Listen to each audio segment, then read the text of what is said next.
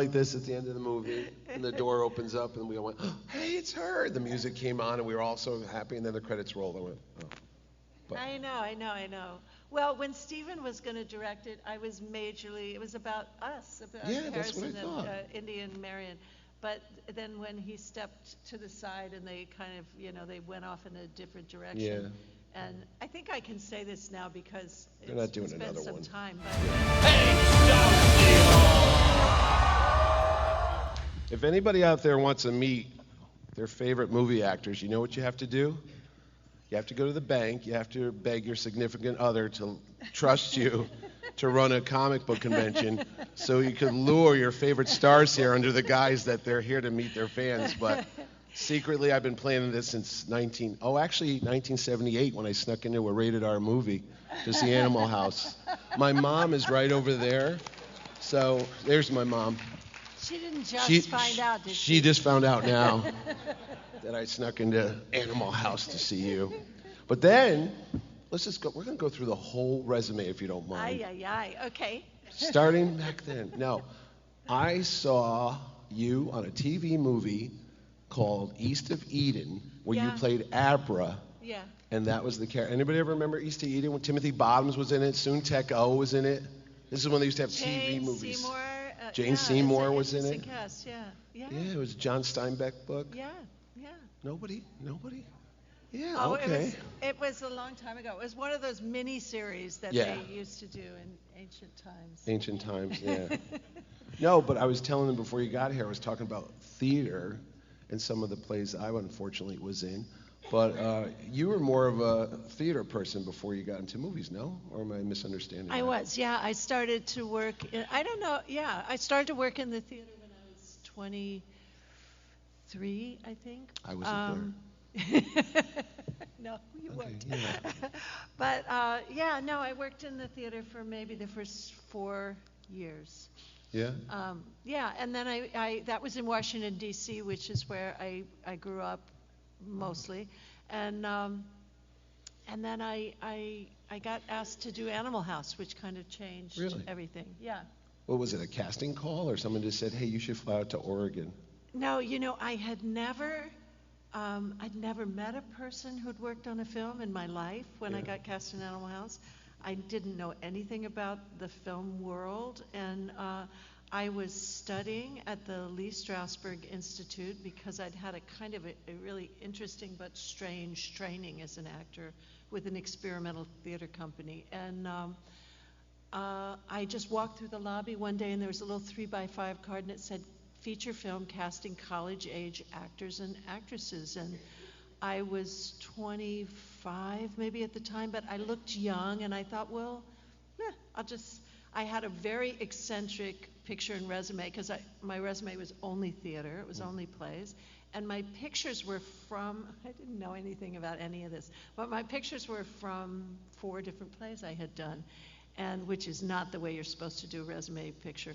But I just sent it in the mail to the address that was on this card, and I got a phone call, and they said, we'd like to meet you for this film. And it was on Park Avenue, so I thought, well, it's probably legitimate. And I went over, and it was Universal Pictures. Universal Studios, and I went up, and this woman came striding over to me, who was the casting director, and she said, I know you don't have an agent, I know you're not in the Screen Actors Guild yet, but you're my girl. And I thought, okay. And she took me into a room, and John Landis was sitting there, and Chris Miller and Harold Ramis, and a lot of the people that had written and produced Doug Kenney, who was one of the writers on Animal House, and they gave me what they call sides, which are just a scene. It was Katie's first scene in the film where she storms out of the dormitory, out of the where they're having the party, and and she and Boone, played by Peter Riegert, she does that speech about oh sure, you and your buddies come up to my parents' cabin and drink all their booze. And they gave me that scene, and I read the scene with I think Harold Ramis, who really wanted to play Boone, and Really? John Landis wouldn't let him. So yeah, and then I did maybe 2 more auditions for them in New York, where I had to come back and audition again. And then they flew me out to Los Angeles, and I had to get up in front of all the executives at Universal and do the scene again, because I had no film credits. Yeah. So, mostly Universal was so not interested in me because there was no film on me. And they were interested in is Pam Dalber. Oh, really? That's who they wanted. She was doing that Mork and Mindy at the time. Yeah. And they wanted her. And John Landis, the reason he didn't want her is because whenever she did that scene where she says, "Oh, sure, you and your friends," she kept crying when she would audition. She'd cry, "Yeah." And John Landis said, No, it's a comedy. Yeah. Katie Don't doesn't bring the audience cry. down. Katie Yeah. doesn't cry in this scene. It had never occurred to me Katie would cry in that scene, so I had never done it that way. But every time he had Pam do it, she would get all teary about it. And I kind of got the role by default because I didn't cry. Yeah, there you go. So any of you aspiring actors out there, don't cry when you audition. Unless it's absolutely necessary. No. And I like how that works. The woman just comes up to you and says, "I know you don't have a Screen Actors Guild. I know you don't have an agent. Just come with me and I'll make you a star." I don't know Well, if she that didn't I don't know quite if that say pickup that. line works a lot, because I think You know what it was? I asked her later because I stayed friends with her over a period of years, and I said, "Why? Why did you say? Why did you even call me?" And she said, "There was one of those photographs on there." Because I had these 4 photographs. She said, "There's one of those 4 photographs where you looked exactly the way I pictured Katie in my mind." Well, that's cool. Yeah. Yeah. See, there you go. So, again, method acting in Strasbourg. Does anybody know what method acting is? I know there were some actors out here, but does anybody else? Do you want us to tell? I mean, basically, you tell them. You're the actor. To me, method acting is just one of the tools in an actor's toolbox. It's a way, there's lots of aspects to it, so I don't want to make it simplistic, but it's a way of really doing a lot of work on one's own emotional life, so you really get to know yourself emotionally, know a lot of the things that drop you down into a deeper way of experiencing yourself as a person, but also in a character. And it can be very, very valuable in film and very valuable in the theater as well. Let's say you have a scene, which I have had in the theater, where you literally have to enter from the wings in tears or extremely upset about something, and you're really going from standing in the wings to coming on stage. And it's a way to tune into a kind of deep emotion in yourself, to know yourself that well that you know how to do that. And of course, in films where you stop and start and stop and start, and you do the scene, depending on the scene, you might shoot it from different angles, close up, medium shot, different.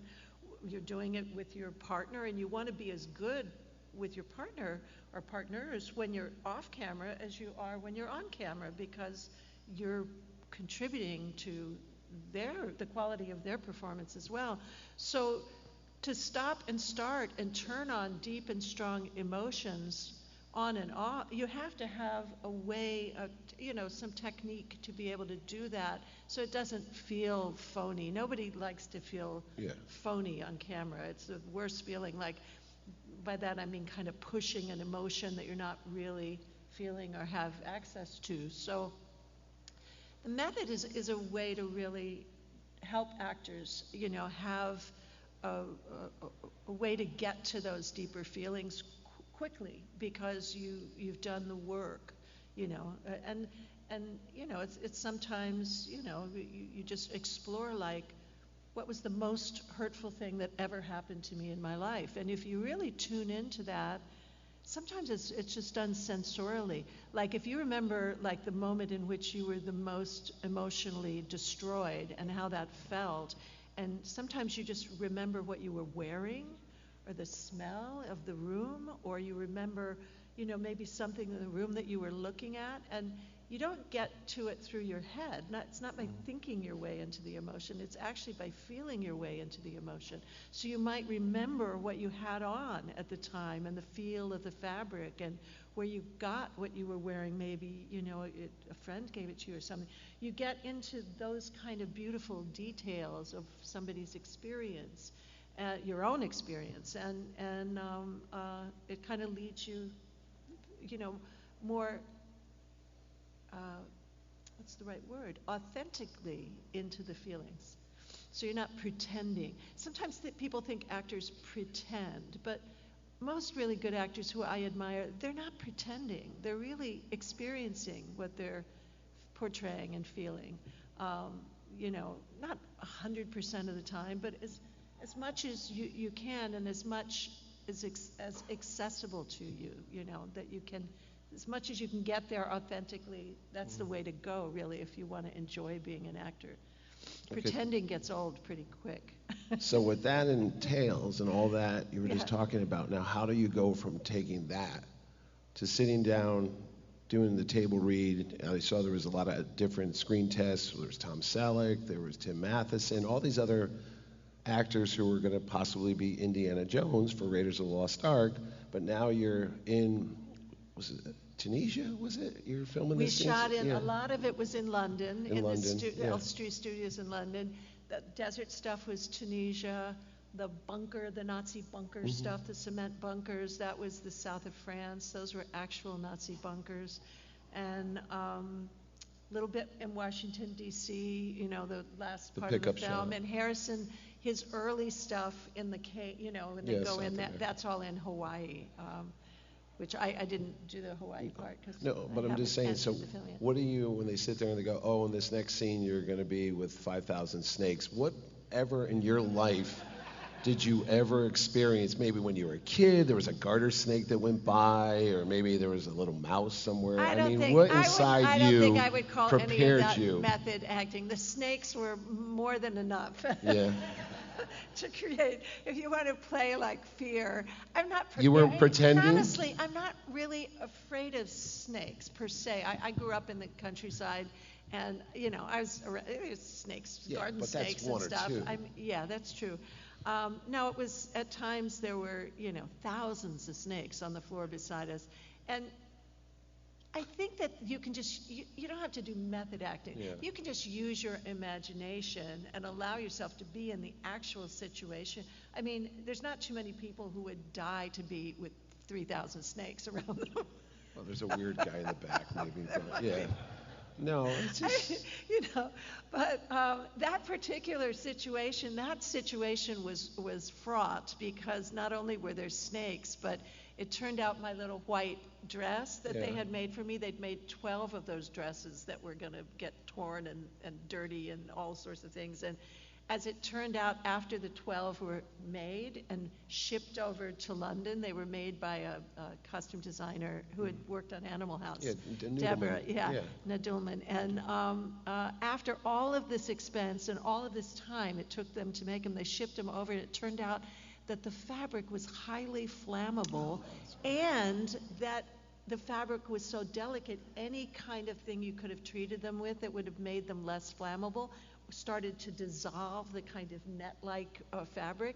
So what they had to do is, I had people standing on either side of me in every frame that I was shooting when there was fire on the set, with like fire extinguishers and wet blankets in case I went up. Yeah, that'd be bad. And when you added to that the fact that there were cobras and pythons on the set, although the cobras had to be very carefully handled, but there were ambulances right outside the door with what do you call it? Anti-venom. And so to play characters that were kind of scared and anxious was not a reach. Yeah, that just happens all the time. I don't think you've never had to do something like that again in your career after that. Nothing comes close.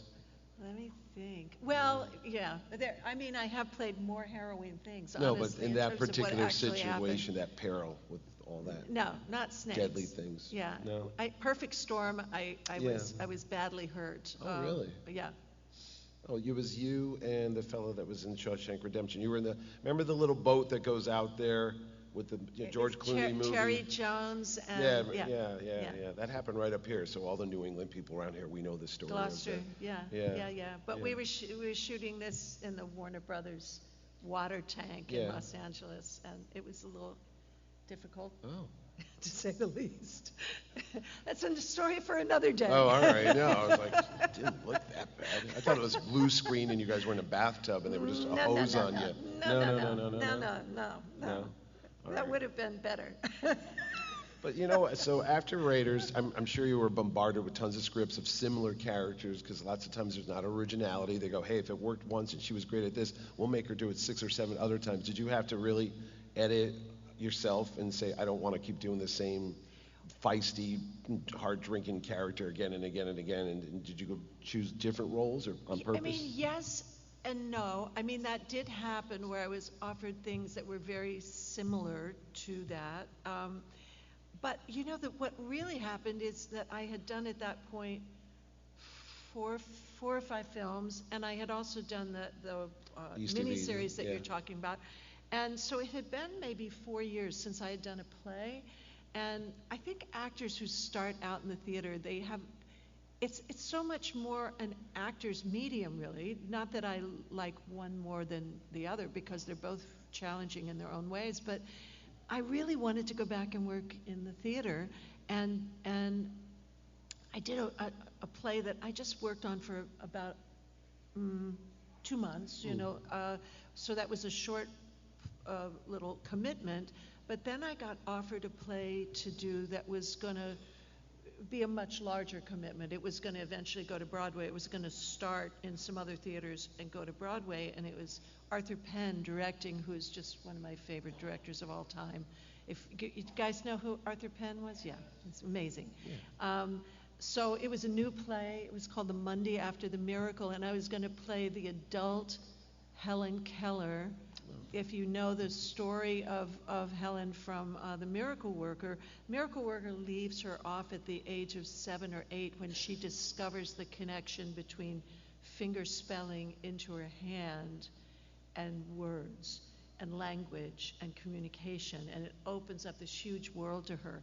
And Monday After the Miracle, written by the same author who wrote The Miracle Worker, picks her up as she's graduating from Radcliffe College with Annie still by her side, which happened. They stayed together. Annie died first by quite a bit. But it picks Helen up at Radcliffe College with Annie sitting next to her through all of Radcliffe, finger spelling. She was deaf and blind, for anybody who's not familiar with Helen, but finger spelling all of her lectures, all the lectures into her hand. And it turned out inside Helen, who had not heard or seen since she was 2 or 3 years old, was this brilliant mind. I mean, she learned to Braille, to read 5 or 6 languages. Oh, really? She wrote a book when she was in her 20s called The Story of My Life, which was, interpreted through her. But she was this extraordinary person locked inside this body that didn't want to let her communicate because she had no sight and no ability to hear. And she did learn to speak eventually, but only a very few people could understand her, Annie being one, because she learned to speak by imitating the vibrations in Annie's vocal cords. So it was a very rough speech. But that was the play I was offered, and I thought, how can I turn down this opportunity? Although to play somebody who is deaf and blind is like a huge challenge. So that's what I did for a year and a half. We ended up on Broadway, but we went to 3 theaters on our way there. Did they ever make a film of that? I don't think so. No, that's interesting. Because No. I literally live in Easton, Connecticut, near where I live. There's a Helen Keller School. I drive by it every day, and I go, I did not know any of this until 2 seconds ago. I go, really? Yeah, she's a fascinating you never know. person. Yeah. No, but see, when you run your own show, people call you all the time. But so that's what tempted me away from films. Yeah. And then when that closed, I got offered another play. So I took a little hiatus and a play I really had wanted to do. So I took a little hiatus from films for about 2.5 years or something to do some plays, and then I was kind of excited to go back and work in film. Oh, and I mentioned to you, I remember you were in Long Wharf Theater in New Haven, where I'm from. You were in the Glass Menagerie. Yeah, yeah. But I kept thinking it got turned into a film with Paul Newman. That's what I kept getting. I'm like, wait, was that at the hole in the wall, down in Westport? No, but that was that. And then there was Starman in '84, John Carpenter and Jeff Bridges. Anybody like that one? Yeah.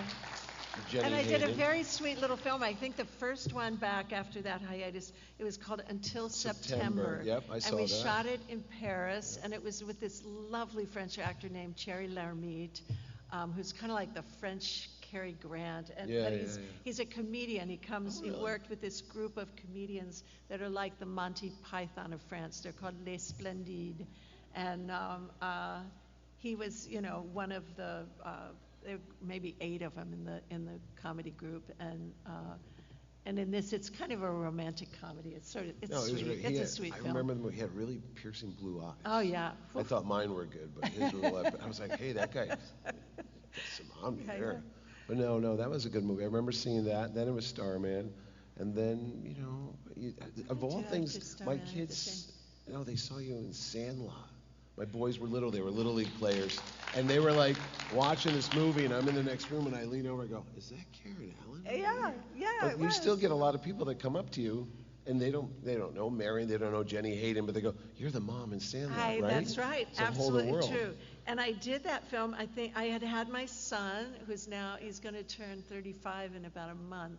But he was a baby when I went to do Sandlot. So after he was born, I didn't want to do like major roles that were going to take 3 months away, and it's no fun, regardless of what other people say. I will speak from my own experience. It's no fun for your child to lug them around from film set to film set.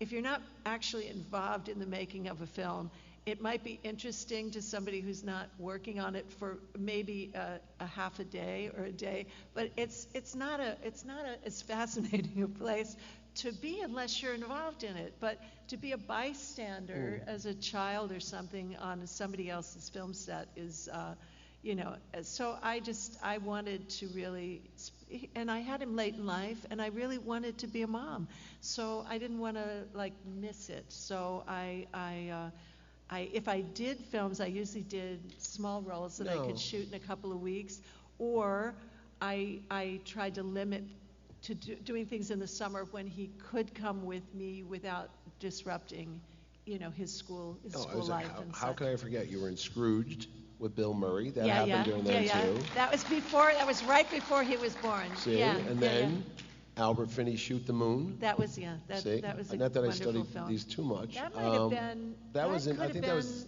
either right after or right before Raiders. I think it was 1980 before Raiders. It might have been. I might have shot it before I shot Raiders. Oh, and they came out but it might have come out. Yeah.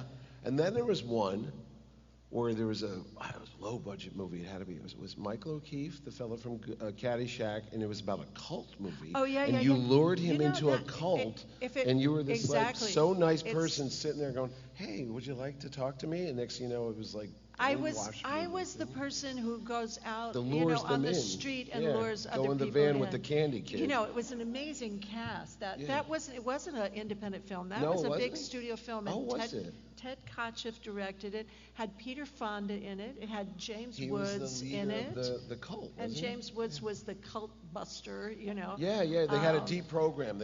Brian Dennehy was in it. It had a really interesting cast. Oh yeah. What was that called? It was called, its first title was Split Image. I think that's what it's still called. It maybe had a different first title, but it ended up being Split Image, I think is what it's called. So that was definitely the early 80s. Everybody remember Brian Dennehy, Derby, Connecticut's own late great Brian Dennehy? Yeah. He was a great guy. Elizabeth, what's that? What's her name? McGovern? Elizabeth? No. Older actress. Hurley. No. Come on, shout out Elizabeth Taylor. Who? Huh? Ashley. Elizabeth and Ashley. They played Michael O'Keefe's parents. Elizabeth Ashley, Brian Dennehy. Yeah. So go out and watch that. I'm sure it's out there somewhere. Everything Oh, it's is out there, nowadays. yeah. Everything's out there somewhere. No. So I was asked, and I told you this earlier, it's like a muscle memory. Can you still do shots? Of course. Wow.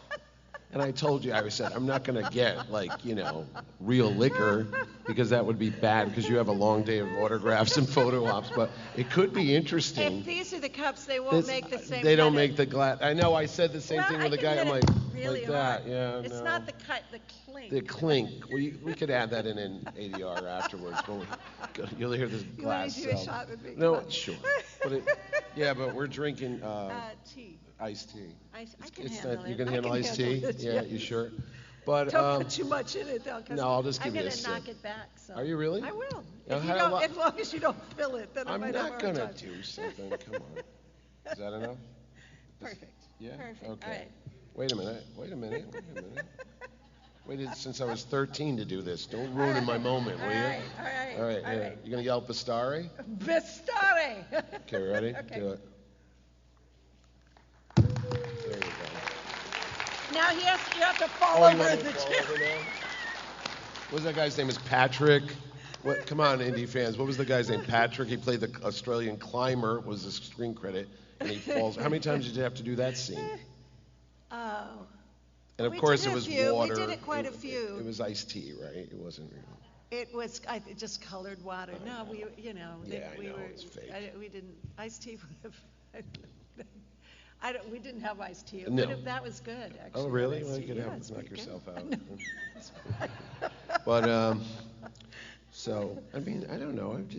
Did you like that character? Of all the characters you've done, which one was your favorite? Do you have a favorite? It's hard, It's yeah, hard I know. to They're choose, all your children. But, but some of the kids I have to too. Say, I mean, Marion, when I read, the first thing I was sent was the scene in the bar, and it's just a great scene. It's just what an introduction to a character. We meet her. She's like in this drinking contest in Nepal, surrounded by Nepalese, mostly men, climbers, knocking back, and money's being exchanged, and you think, oh my God, what's happening? And then it's a drinking contest, and she's winning, and it's a pretty amazing. And then she clears them out, and in comes Indiana Jones, and she clocks him one, and how many times did you do that? And of course, you never got close, right? You didn't. I got him. Did you really? I did. He never quite forgave me for it, but I did. So that does look so real because it was real. No, I think the take they used, I didn't. It's not actually that great when you actually, if you're doing that on film. There's great ways in which you can do it where the angle, it looks better if you don't hit them. Well, I would hope not. If you actually hit them, it doesn't look so great on camera, which is a little bit of a illusion kind of thing. We won't reenact that here. All right. You sure? Well, what did I say? I've been nice to you. Don't do this. Not in front of all these people. Backstage, she's an animal. You don't believe what's in a writer. It's insane. Those green M&Ms. No, but it is what it is. Now I gotta say, hey, they filmed Crystal Skull in my hometown, New Haven, Connecticut. Yes, very happy. That's right. We did. I was not in those scenes. I know but you weren't. I came to New Haven a bunch of times because they were doing, hair and makeup tests and all this sort of stuff. I didn't see you. I was there. I was there too. They were so secretive about that film. It was ridiculous. And they didn't even want to let anybody. No, you wouldn't. No, I know. I can tell you some stories. They didn't want me to be seen. They didn't. They wanted complete control of when they announced that I was returning to the series. And I think the first couple of weeks we shot, they made me wear like a raincoat with this huge hood on it. Just when I went back and forth from, we had trailers we were shooting in the beginning on a lot in Los Angeles, and they hadn't announced me, so they didn't want anybody to see me. They were like really protective. It was a pain in the neck. I mean, they didn't even want me to tell my son and my mother. Oh, come on. that I was doing No, the I film. remember that. I said to them, "Are you crazy? Like, I can't say I'm leaving for Los Angeles for 3 months. I can't tell you why. Yeah. Be it the CIA or something, you know? I said, look, I will extract a promise from them that they won't tell anybody, but No. I can't not. No, I it's just, remember they get it a was little in too New Haven, nutty and about it was these on things. Chapel Street, and my friends had an office in this building, and downstairs they had this thing called the Genre Productions, Yeah, and they put that's what it paper was all called. over the windows, and my buddy goes, hey, you like movies, you should go to apply there at some movie company. I said, well, what are they doing? I don't know. No one knew what they were doing, and they was Yeah. going down the streets, and Spielberg had been there months earlier because his son Theo was going to Yale, That's right, and he yeah. went to a pizza restaurant on Chapel Street, and he got caught walking out with Kate Capshaw, and he was doing this with his fingers, and people didn't know what he was doing. And then if you see the movie, it's the shot where Mutt and Indy come around the corner at Yale on Chapel Street, the wrong way, by the way, if you live there. And yeah, right? I was like, you can't do that. But that's the shot, and it was literally right where the guy said he saw him framing the shot with his fingers, and I was like, oh. And then when it got announced, they did a casting call. They said the locals, play students. I went down there, didn't get the part. But I know, right? Darn. They're lost. That movie could have made Yeah. more money. But anyway, yeah, they were all there, and it was insane. There was Harrison Ford, Steven Spielberg, George Lucas, and Shia LaBeouf. And I remember walking down the street where I grew up, took the corner, and I didn't realize I walked onto a hot movie set. And I had a Jaws t-shirt on and khaki shorts and that's stuff. funny. And I go, hey, look, it's Harrison Ford and Steven Spielberg leaning against a tree drinking coffee. And I took my camera out and took pictures. And when I looked at the pictures, I didn't realize there was this giant, big hulk of a man, bald, behind me going like this. Like that, and then they were on me in seconds, and they said, you got to take your pictures and delete them. I go, what are you talking about? They go, you just walked on a movie set. I go, no, I walked on Wall Street. I live here. What are you talking about? Wow. So they said delete them, and then I made a big stink because I'm like, all for the Constitution. So anyway, Frank Marshall comes on TV the next day, local TV, and says, we want to apologize for our security people. They were a little aggressive, more than welcome to come down to take pictures and stuff, do that. So the next day, so people like, dude, you were the guy. You took the hit for us. And then somebody from Paramount Pictures called me up and said, hey, are you the guy that's on this thing called the Raider.net taking all the pictures down there? I go, yeah. They go, don't do that. I was like, I didn't know. But anyway, I love the movie. I'm sorry. My little boy Owen was about 8 and his brother Spencer was 10. They loved every scene of it. They ran home. They put their costume on. They were swinging on ropes in the backyard. They thought that was the greatest Indiana Jones movie ever. I hear some people say otherwise. I go, hey, don't start with me. And then I got to go to the premiere. I told you 2 years ago, Lucasfilm people, they forgave me for all the nonsense I did. And they invited me out there to the premiere. You were there. Yeah. And because you're in the movie. This is Dial of Destiny. This is Dial of Yes. Destiny, yeah. And she comes walking by, and my friend and Ed are dressed like Indiana Jones because we're silly, and we're grown men. And here comes Steven Spielberg, and everybody's coming, and Harrison, and everyone's there. And the movie's over, and we were so excited. We're like, this is. I remember you even wrote to my kids years earlier. They sent for autographs, and you were nice enough because you're up with your Karen Allen Fabric Arts. Fiber Arts, yeah. Yeah, Fiber Arts, Yeah, sorry. yeah. And they sent a letter, and you wrote back, I don't know what I'll be doing next year, because I think I invited you to my shows then, and you were like, I might be doing Indiana Jones 5. And this is like 2009 or something. I'm like, she's going to do Indiana Jones 5. And then I waited, all and these I years waited, later. Yeah, and I I know. waited, and then I was like, okay. They But- kept delaying it, I delaying know. it, delaying it, and delaying it. And then Steven stepped out, Yeah. down out of it. So then it had to start all I over know. again. But the sad thing is, I was so looking forward to seeing a married Indiana Jones I- and Marion Ravenwood having an adventure out there. You and and I'm me like, both. yeah. And then we're all like this at the end of the movie, and the door opens up, and we all went, oh, hey, it's her. The music came on, and we were all so happy, and then the credits rolled. I went, oh. But- I know. Well, when Steven was going to direct it, I was majorly, it was about us, about Yeah, that's what I Harrison thought. and Indy and Marion. But then when he stepped to the side and they kind of, they went off in a different direction. Yeah. And I think I can say this now because They're not doing it's been another some one. time. But Yeah. no, but I wasn't in the original script. That when they finished, when James Mangold. Oh, the one that they, Yeah, really? when he finished the script, I wasn't in it at all. Oh, jeez. And it was communicated to me, and I said, that's a really, they're making a terrible mistake.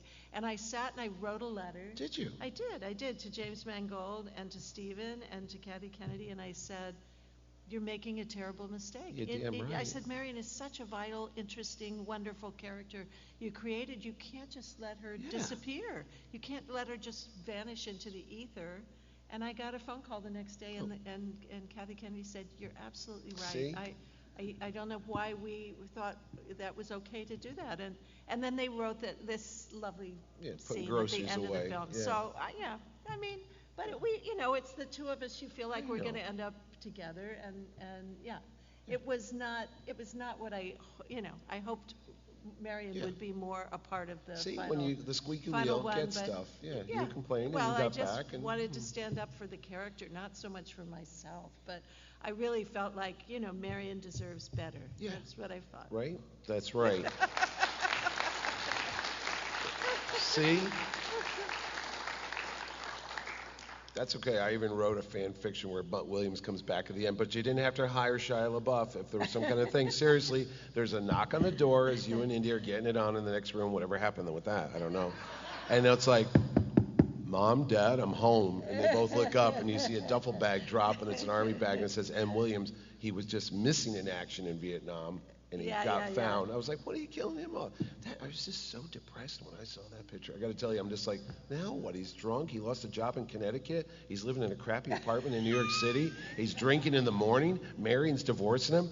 What the hell is this? And I mean, I'm sitting there going, and all of us in the audience are like, I want to go home. I don't feel good right now. And then it's like, I can't do anything. My back hurts. I'm like, Jesus Christ, he's turning to me, What the hell? I go to a movie to be enlightened and happy and upbeat. Hey, he's going to save the world. And at the end of the day, he forgot to take the pills for Tuesday. What's the riddle? How do you find the Ark of the Covenant? Did I take the little pill today, or do I take it on Tuesday? That would have been a movie. Indiana Jones and the Lost Prescription. They didn't call me. Yeah. I would have made more money than they did. Okay, before I take up all your time, the only reason why I did this is because the reason why my phone rings all day, I have so much shit to do out there, but I'm like, no, this is it. This is my 60th birthday present a year before my 60th birthday, and this is it. You guys just happen to be here. That's all. But anyway, I'm not going to be totally selfish, though I could. Does anybody have any questions for Ms. Allen? I don't know where's the. Oh, we have a mic over here, I guess. So they're lining up already, and we'll just play the. Oh wow, they're just jumping up. Jesus Lord. All right. Oh look, she's dressed like you. Why did I bring you here? I know. I could have just hired her. I said it. How much are you charging for photo ops? And I love that there's always a monkey with you too. It's just so nice. How was the monkey to deal with? The monkey was horrible. Monkeys are not really meant to be in films. They really don't get it. They don't know why you're asking these things. It didn't bite you or anything, did it? It might have. Really? Had there not been like a monkey wrangler close by. Yeah, the monkeys, they don't want to be put out in the sun. It was like 220, I mean not 200, 120 degrees? Where were you? degrees Mars? In the desert when we had, we were in this little town in Tunisia. And, monkeys are not nice. That cooperative, really. Were the camels nice at least? We didn't have any. There's no camel in scenes in you? No, I was John don't Rhys remember Davies had camels. some camel stuff. There might have going been some in the Mm. background, but I didn't have to work with He's them. crazy. I've met him a couple. I Did you like camels. working with John? Rhys Davies? Yeah. Yes. Yes? He's fantastic. I know. Every time you see him, there's no separation anymore between acting and character, because he's just this big, loud, happy guy. And come here, let's go. You're the fans. He's not so big anymore. I know. I He's saw him. very thin, John Rhys Davies. Oh, it's been a while. Anyway, we're sorry. Go ahead. Ask your question. First, just wanted to say, Marion and Jenny, two of the best heroines ever. Ah, thank you. Jenny is like the most human, believable, realistic heroine, faced with that kind of situation. Amazing. But at what point did you know you wanted to be an actress, and was there something that inspired that? Were you watching something going, I want to do that? I loved watching films when I was a kid growing up. Mostly the films of the 40s, I was really enamored of them. But I didn't, to me it was this other world. It didn't have anything to do with me. I just loved the stories. I loved the actors. I was very fascinated by, just the films, the great films of that period. And, but, as the world I grew up in, nobody knew anybody who worked as an actor or worked in films or worked in the theater. So when I was 22, I traveled. I took a trip from Mexico to Peru by car with 2 friends.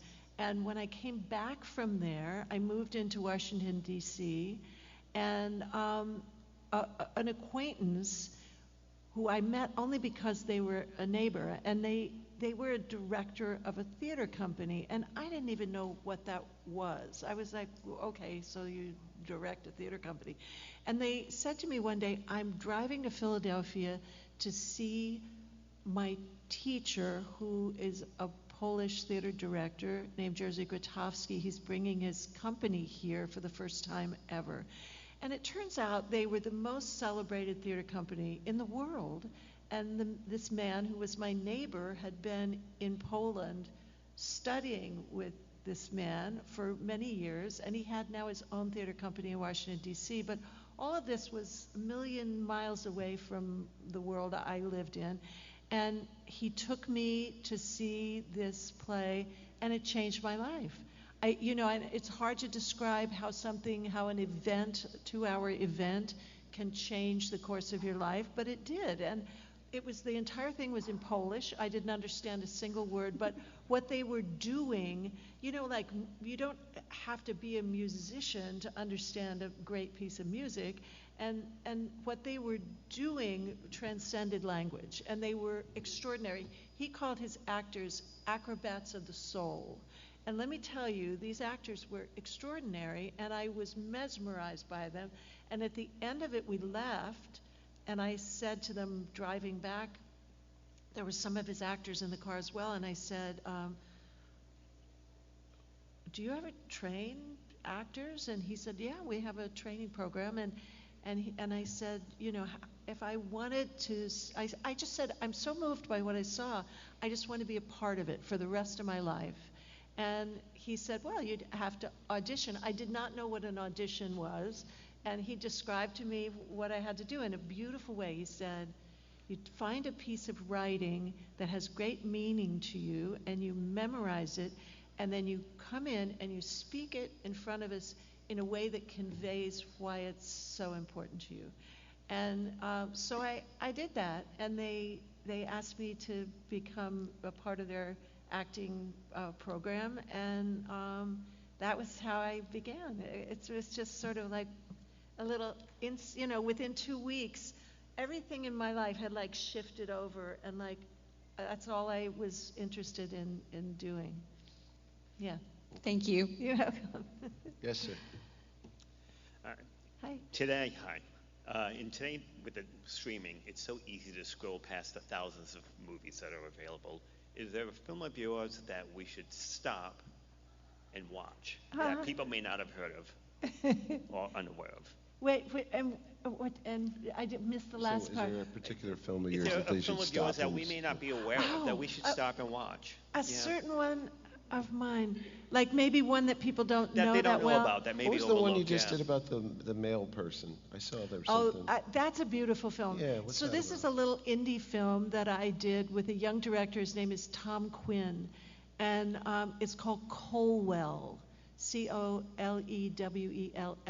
which is the name of a little town. It's fictional in Pennsylvania, and I play a woman who's been the postmaster in the town for 30-some years.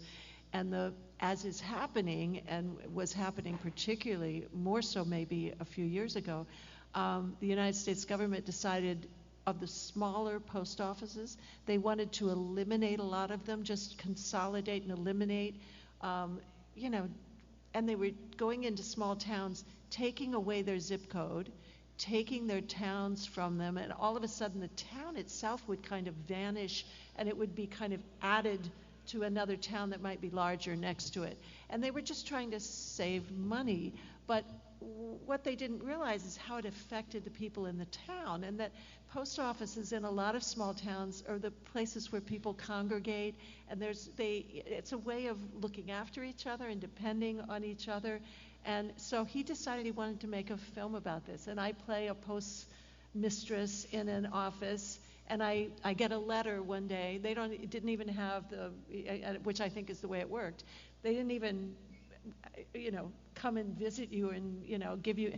I get a letter one day in the mail, and they tell me my post office is closing in 30 days, and it's about a woman kind of this has been her whole life, and it's kind of the center of her life because she's lost her husband, and it's the way she connects, and it's about her story, and it's quite beautiful and poignant, and it got nominated for a lot of awards and things, and so that's one that maybe to see if you haven't seen it.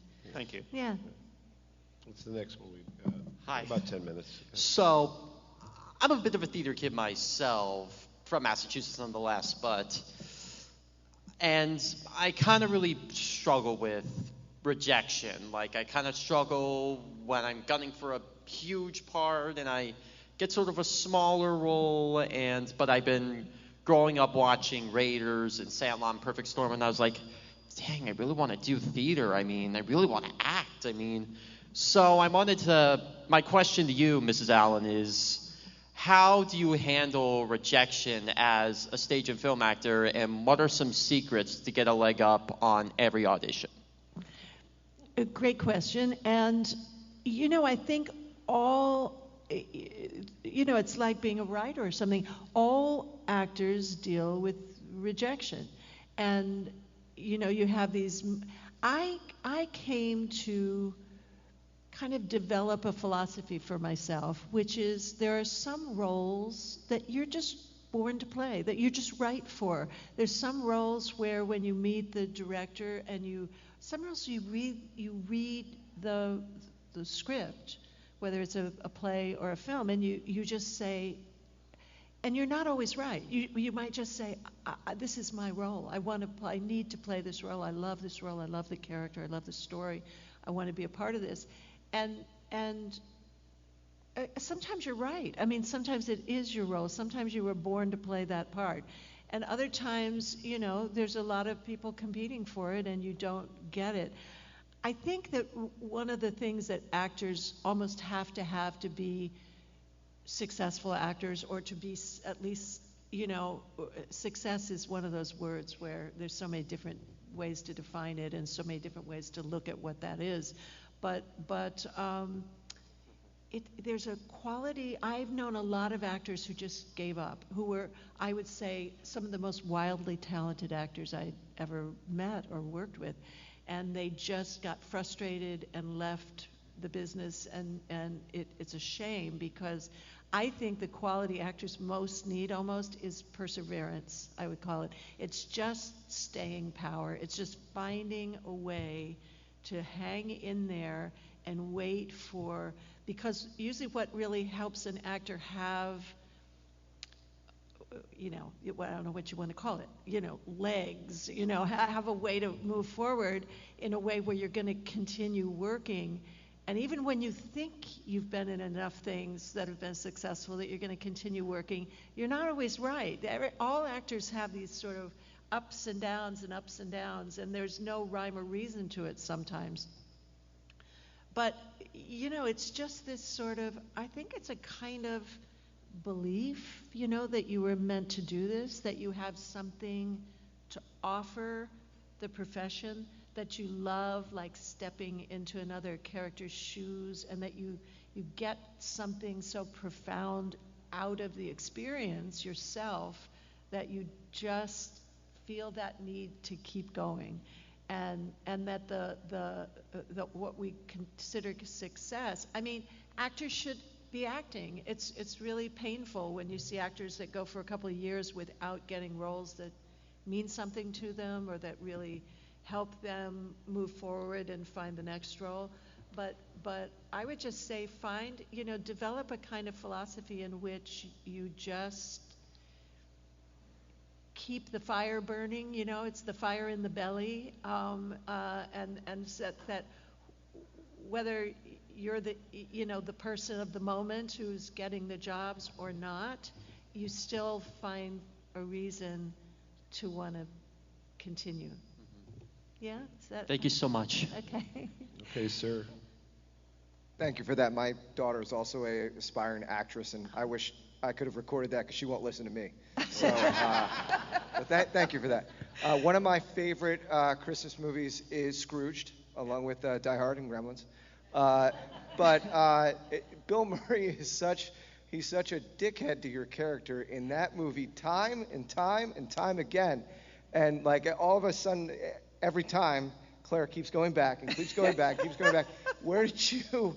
Persistence. I was just talking about persistence. Like, where did you develop just the love of that character to keep going back to his character? So by the end of the movie, like, do you remember being on that set and all that? Oh yeah, very, very much. I think that it's. You're right. I mean, again, not unlike Marion, they've had an earlier experience, and she's, she kind of loves him. She's, she loves him in spite of, which is, sometimes, makes dramatically or comedically makes for a more interesting relationships and characters. Two people who just get along and have no problems is not very interesting on film. It's true. It's a lot more interesting in real life than it is on film, I think. But, yeah, you're right. I mean, she puts up with a lot from him. He is sort of, I guess does he redeem himself enough in the end? Do we cheer for them to be together? I don't know. I mean, where were they, 3 or 4 days or 2 weeks after the film ended? Yeah, I don't know. Sequel to that one, too. Thank you very much. Sure. All right, Superman. Yes. Hi. I had met you yesterday, and I had mentioned that Crystal Skull was really important to me and my dad because the wedding at the end convinced my dad to finally propose to his girlfriend, now Isn't wife. that great? Now wife. So I wanted to ask if there were any fun stories filming the wedding, and you had talked about how secretive they wanted everything to be to that movie, and how secretive that part was. The wedding part? Yes. Wow. Probably. I mean, I think the secretive, it got less secretive after they kind of revealed that I was in the film. Then it's sort of like, and people knew we were making the film, and so. But although I'm sure that they wanted the wedding to be a surprise at the end of the film. Was that the last thing they filmed? Was it? Oh, that's an interesting question that we filmed. I think it was don't remember. Well, June is when they started filming it. They were in New Haven in June. I think it was. Wasn't there a big like champagne toast or something in a studio out in L.A.? I wasn't there. I just saw wish I could pictures. say I remember, but I Sure, don't it was remember the whether last it was thing the that last was thing filmed. that As we far as filmed. you know, yeah, it was. But no, it was very poignant. I remember when Steven Spielberg called me himself to tell me that they had written this role for me in that film, and that I was coming back into the Indiana Jones things, which had been in the ether for years. There was always there was going to be Indiana Jones 4. It was going to be Indiana Jones 4. And then there were rumors that I was going to that I would be in it, but I was not getting it from the horse's mouth. And so I was actually, the rumors had all died, and it all had gone away.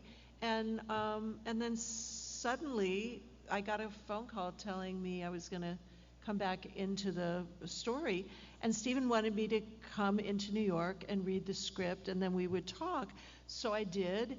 And honestly, I started crying when I read that they were going to get married, because I just thought, isn't that great? I always thought Marion was always, you get so attached to these characters sometimes. I thought she really loves him. She loves him. And, so the fact that they ended up together at the end of that film was very moving to me. So I enjoyed shooting that at the wedding. It was fun. Yeah. Thank you so much. Sure. All right, I got one more, and I have to pick Batman because I think he'd beat us up. Batman. Oh, hey. So, wonderful Hi, seeing you, Karen Helen. And my sister really adores you in that movie. Me? So Or her? I have a particular question, just a random thought. So picture this: Indiana Jones and Marion are out in the bar when all of a sudden Willie walks in. Oh, Kid Capture. And sees Indy with another man. What would Marion say? Well, of course, that film took place before our film, yeah. so I mean, it was after they had met, because they Right. met when Was it Marion just a was child? maybe I saw the 16 or movie. 17. Yeah, I know people, in retrospect, people got so upset about that line during the Me Too movement. I was a child, I was in love. They're like, she was a child? Dude, I thought. my grandmother was people married would when she come was up to me all the 15. time and say, Yeah. she was a child, and I said, no, I mean, Different times. she was a grown-up person. She wasn't like 12. It wasn't like the Epstein No, Island it or wasn't something. like I was really a child. It wasn't creepy, you know. Too weird. It's so funny. But how would Marion feel meeting Willie? Yeah. Is that what you're saying? That's what I'm saying. Yeah. I don't know if I have a good answer for that. I don't know.